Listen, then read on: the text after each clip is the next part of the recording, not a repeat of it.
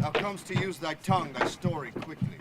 Gracious my lord, I should report that which I say I saw, but know not how to do it. Well, say, sir. As I did stand my watch upon the hill, I looked toward Burnham, and anon methought the wood began to move.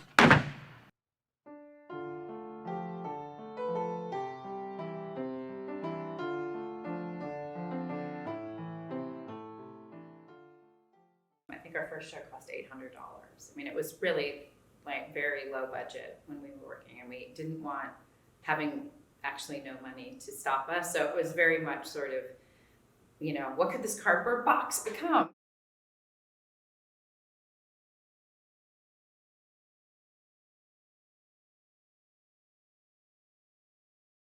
I thought it would be fun to put on the most ridiculously epic show, which was Henry V, in this tiny room, and came up with a plan to do that.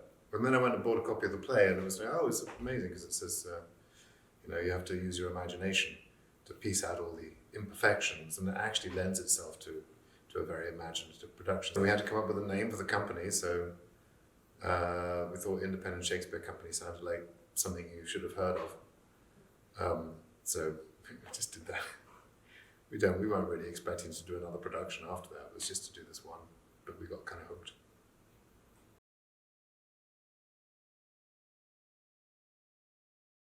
So we were performing originally in Barnstable Park, and we could really seat about 400 people, 400 to 500.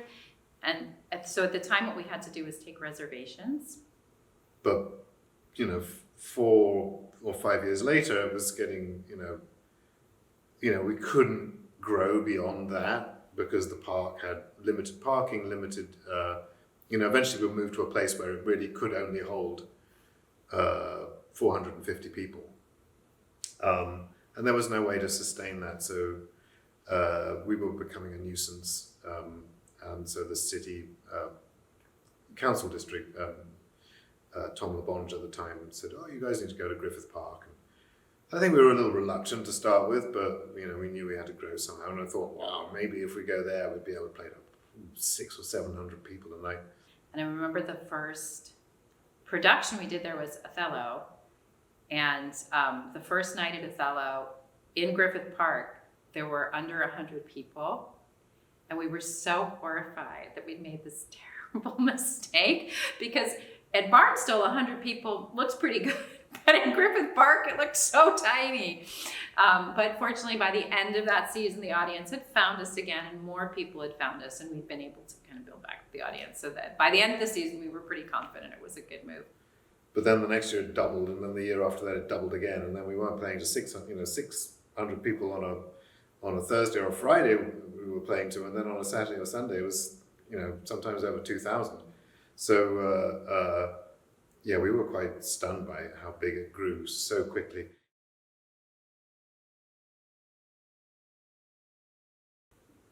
I think free theater is critically important to a community because it's such an intrinsic part of who we are as human beings to have a kind of community way of telling stories to each other, to explore who we are to each other. And at any point in history when theater's been really, really meaningful, it's also been accessible. This kind of curious system we have now in this country of where you have these ticket prices that are hundreds and hundreds and hundreds of dollars is not really, I don't think really honors the essential nature of theater, which is the idea of how do we come together and create a narrative of who we are.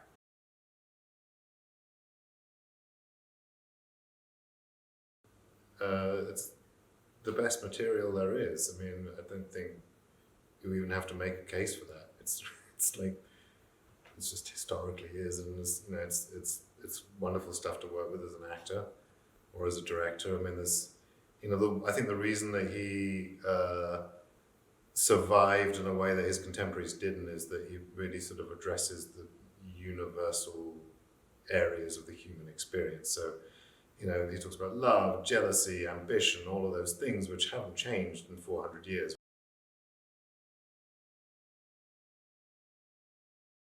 I think that one of the goals we've always had is to kind of think about reaching audiences that aren't maybe currently, I always like to say that Los Angeles is full of millions of people that just don't know how much they love theater yet.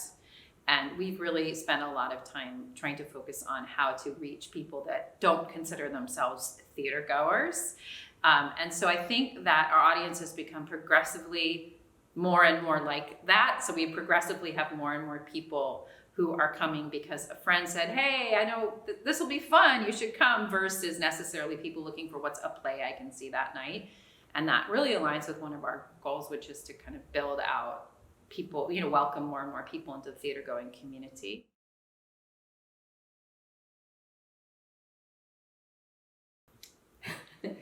Audiences say we're the best. No. Well, they rarely tell us that they hate it. But because you probably wouldn't say You that. probably wouldn't say that. I'm sure some of them think it. Every once in a while, never they went, that wasn't as good as the last one. But, I think audiences typically, I feel like people really respond to the humor. They really respond to, I think the thing people seem surprised about that come initially are that they feel connected to what's happening on stage as opposed to feeling like they're seeing something that's they know should be good for them.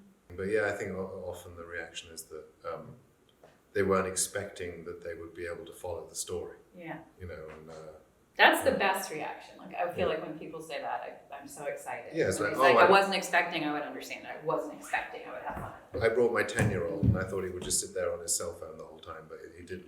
He actually watched the whole show, and that's amazing. That's so gratifying when you hear that.